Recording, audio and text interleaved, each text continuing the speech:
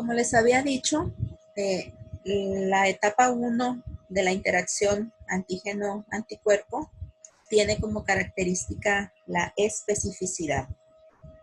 La reacción entre un anticuerpo determinado y el antígeno que ha dado lugar a su producción se conoce como interacción específica. Vamos a ver la imagen para explicar esto que les acabo de decir. Tenemos un antígeno de origen proteico y este antígeno de origen proteico tiene un epítopo inmunodominante, eso quiere decir que va a generar una respuesta inmunológica.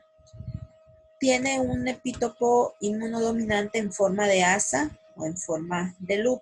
Si este antígeno es inoculado o inyectado a un animal de laboratorio, al paso de 7 días aproximadamente, este animal va a producir anticuerpos en contra de este antígeno y específicamente en contra de este epítope o determinante antigénico.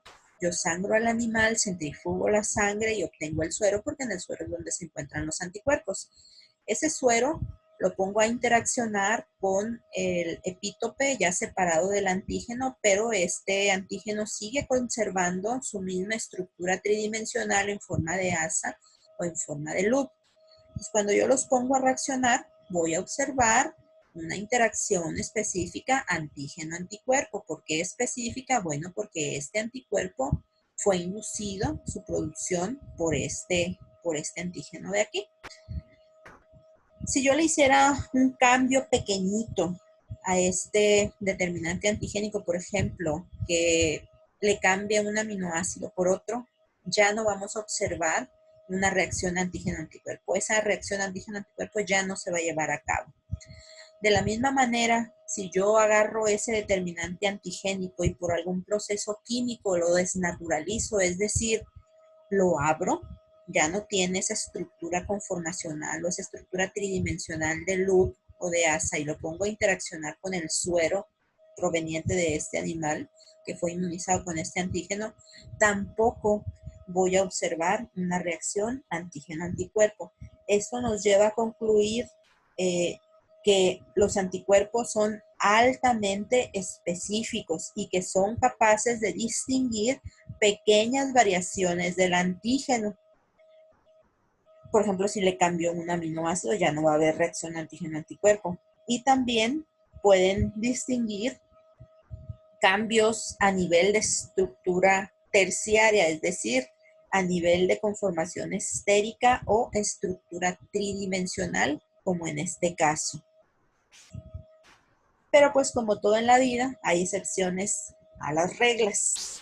Y aunque las reacciones antígeno-anticuerpo son muy específicas, en algunos casos el anticuerpo que se genera contra un antígeno puede reaccionar de manera cruzada con un antígeno diferente al que indujo la respuesta inmunológica. Es decir, el anticuerpo va a reaccionar con un antígeno diferente al antígeno que estimuló la producción del anticuerpo específico, ya que ambos comparten un epítope que es idéntico o muy similar. Esto suele observarse con mucha frecuencia entre antígenos polisacarídicos que contienen azúcares similares repetidas varias veces. Evidentemente, la afinidad del anticuerpo por el antígeno de reacción cruzada va a ser menor que para el antígeno original. Veamos el ejemplo para explicar esto que les acabo de decir.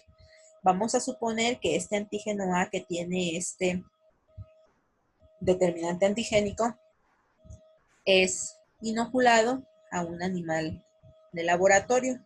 Al 7º día, yo voy a obtener en el suero de ese animal anticuerpos anti-A que van a reaccionar de manera específica con el antígeno A, porque este fue el que indujo la producción de estos anticuerpos anti-A. Reacción específica.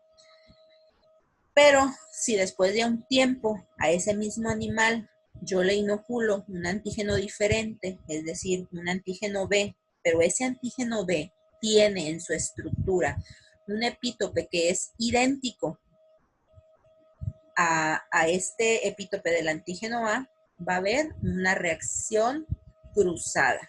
¿Por qué? Porque el anticuerpo anti-A que se generó contra el antígeno A también va a reconocer a este epítope idéntico del antígeno B. Aquí estamos hablando de reacción cruzada y también hablaríamos de reacción cruzada en este otro caso, donde hay un tercer antígeno C que tiene un epítope que, si bien no es idéntico a este del antígeno A, es muy similar. Entonces el anticuerpo que se generó contra el antígeno A va a reaccionar de manera cruzada también con este epítope similar, el antígeno C. Un ejemplo muy claro de lo que es la reacción cruzada es el ejemplo de Jenner y su desarrollo de la vacuna contra la viruela humana. Si ustedes recuerdan, lo que utilizó Jenner para vacunar a las personas era material procedente de la viruela vacunal, de la vaccinia. No era en realidad lo que inoculaba material de la viruela humana. No inoculaba el virus de la viruela humana, sino al virus de la vaca. Pero como estos dos virus pertenecen a la misma familia, pues tienen características en común y comparten epítopos. Entonces, cuando las personas se inoculaban con el virus de la viruela vacunal, generaban anticuerpos que tenían reacción cruzada con el virus de la viruela humana. Y eso pues llevó a la erradicación de la viruela humana en 1980, si ustedes recuerdan. Otra característica de la primera etapa de la reacción antígeno-anticuerpo es la reversibilidad. ¿A qué nos referimos con la reversibilidad?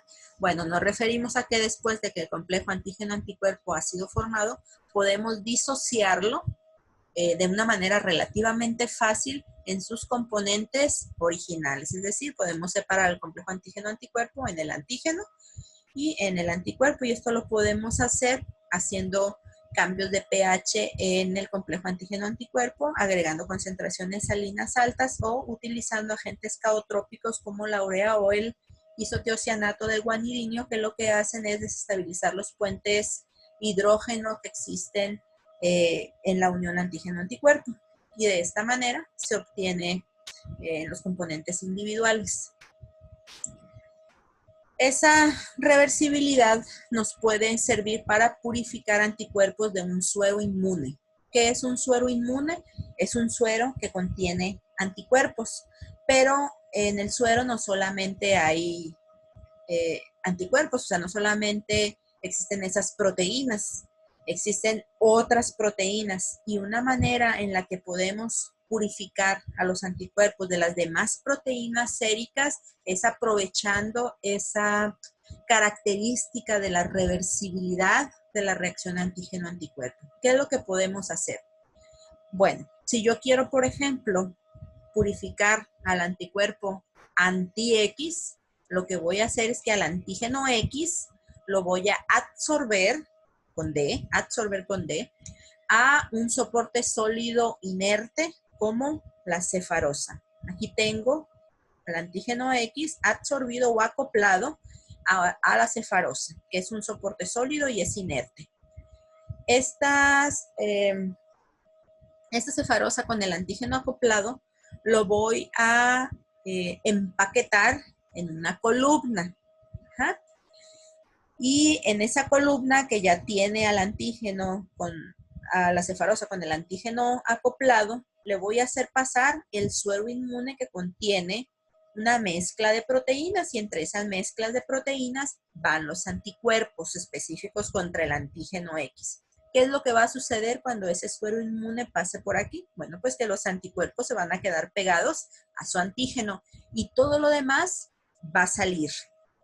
Luego se va a hacer un lavado exhaustivo con solución fisiológica en esa columna para que todo lo que no se haya pegado salga.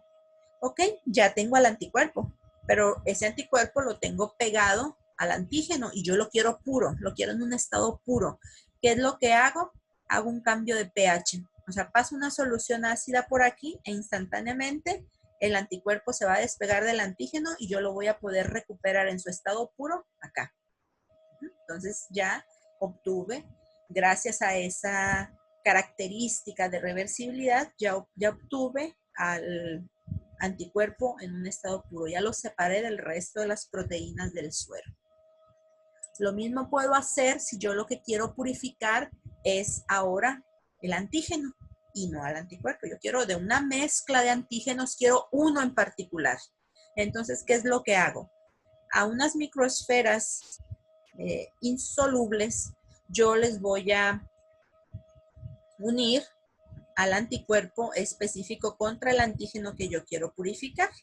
Entonces, a esa columna yo le voy a agregar la solución que tiene la mezcla de antígenos. ¿Quién se va a quedar unido? Solamente el antígeno para el cual es específico este anticuerpo que está pegado a la esfera insoluble. El resto de los antígenos que no se unan porque no son específicos van a salir de la columna. De igual manera voy a hacer un lavado exhaustivo para que salga todo lo que no se ha pegado y finalmente mediante un cambio de pH o agregando una concentración elevada de sal voy a poder despegar o voy a poder disociar a este complejo antígeno-anticuerpo y voy a obtener en estado puro al antígeno, en este caso el antígeno X. A esta metodología se le conoce como cromatografía de afinidad. Entonces, con base en estas dos características, nosotros podemos concluir que gracias a ellas puede obtenerse un anticuerpo o un antígeno en su estado puro in vitro.